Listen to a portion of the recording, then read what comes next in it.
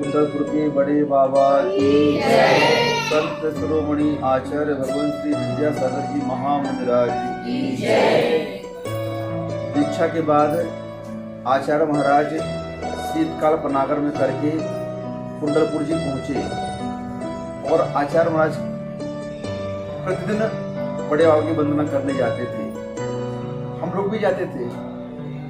एक दिन गुरुदेव दोपहर को अचानक ऊपर चढ़ने लगे बड़े बाबा की ओर। तो मैंने देख लिया क्या बात है, क्यों जा रहे चढ़ती ऊपर। हो सकता है कुछ काम हो गया, सोच आदि के लिए जा रहे हूँ। मैं कमंडल उठा करके गुरुदेव के पीछे पीछे हो गया और जबलपुर के कुछ इंजीनियर साथ में थे आचार्य महाराज के पास। ऊपर पहुंचे, बड़े बाबा की वंदना की। आचार्य महाराज वंदना करने के बाद में उन इंजीनियरों को बता रहे थे कि देखो बड़े बाबा की बीम जो है लटक रही है, झूल रही, टेढ़ी हो रही है और इसमें वजन बहुत बढ़ रहा है। और दूसरी चीज जो बड़े बाबा है ना, इसके पीछे पूरा पोला है। क्या है? आपको विश्वास नहीं होता, आचार्य श्री इंजीनियर को बोल रहे हैं। देखो मैंने बहुत निरीक्षण करने के बाद बोल रहा हूँ, क्योंकि आचार्य जो रहते हैं उनकी दृष्टि रहस्यमयी बातों को खोजने में बहुत रहती है, बहुत दिमाग रहता है जैसे कुछ रहस्य खुल जाए। आचार्य महाराज ने बोला देखो ये बड़े बाबा सिंहासन है ना, ये बीच में पोला है और आप यहाँ से एक तार डालो। वहां से तार डाला तो 7-8 फीट तक तार चला गया अंदर तक। आचार्य महाराज ने बोला देखो मैं बोल रहा हूँ ना कि यहाँ अंदर पूरा पोला है, कमरा है। अब आचार्य महाराज ने बोला देखो, बड़े बाबा ऐसे बैठे थे मुद्रा में, से बैठे बड़े बाबा ना, तो ये लेफ्ट हैंड की ओर आचार्य महाराज ने बोला कि देखो ये जो प्रतिमा जी है ना, ये इस मसाले से टिकी हुई है। कैसे है? ये जो पूरा ये बड़े बाबा के रंग का दिख रहा है ना, ये बड़े बाबा का रंग का पत्थर नहीं है, ये लाख का मसाला है और ये मसाला डेड हो चुका है।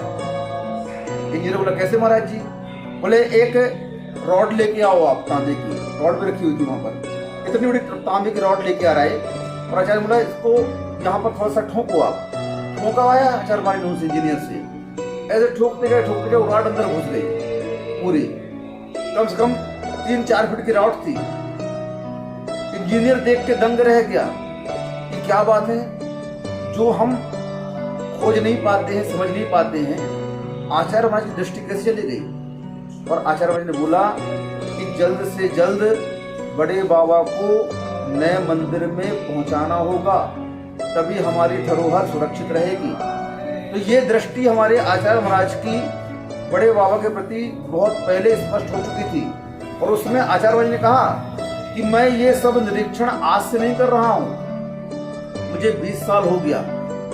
20 साल से मैं इस बात को देख रहा हूं और सोच रहा हूं कि कैसे इस धरोहर की रक्षा की जाए। लेकिन अब मैं इस विषय पर पूरा स्पष्ट हो चुका हूं कि अगर बड़े बाबा को जल्दी नए मंदिर में, नए स्थान नहीं पहुंचाया तो कभी भी हमारे धरोहर की क्षति हो सकती है।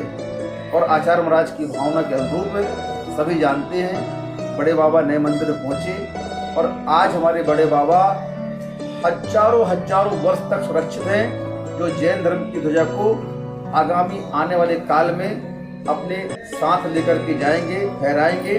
क्योंकि जैन धर्म की प्रभावना का अंग मूर्तियां ही होती हैं और ये मूर्तियां हजारों साल से जैन धर्म की ध्वजा अपने हाथ में लेकर के और जैन धर्म की प्रभावना करती आ रही है।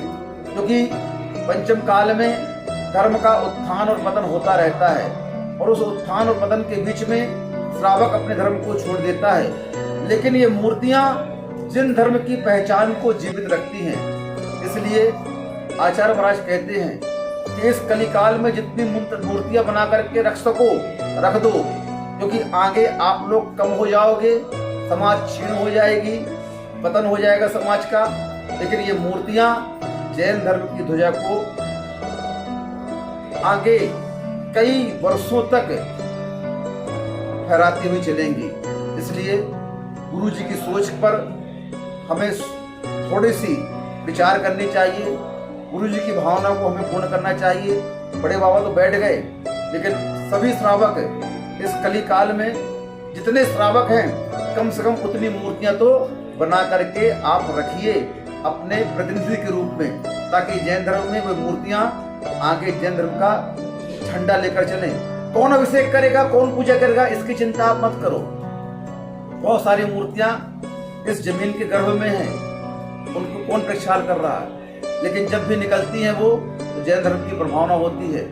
देखो आप लोग राजस्थान में कितनी मूर्तियां गर्भगृह में हैं, अंदर उस तहखाने में है, लेकिन जब निकलती है तो कितनी प्रभावना होती है, आप स्वयं देख लो, बताने की आवश्यकता नहीं है। इसलिए आप ये चिंता छोड़ दीजिए, कौन अभिषेक पूजन करेगा, देव आकर के अभिषेक पूजन करेंगे, ये प्रभावना होगी जैन धर्म की, क्योंकि अतिशय तुम्हारे पास में नहीं है, मूर्तियों के पास में है। इसलिए जितनी मूर्ति बना सको बनाओ और जैन धर्म की प्रभावना में अपना योगदान दो। इन्हीं भावना से अहिंसा परमो धर्म की जय।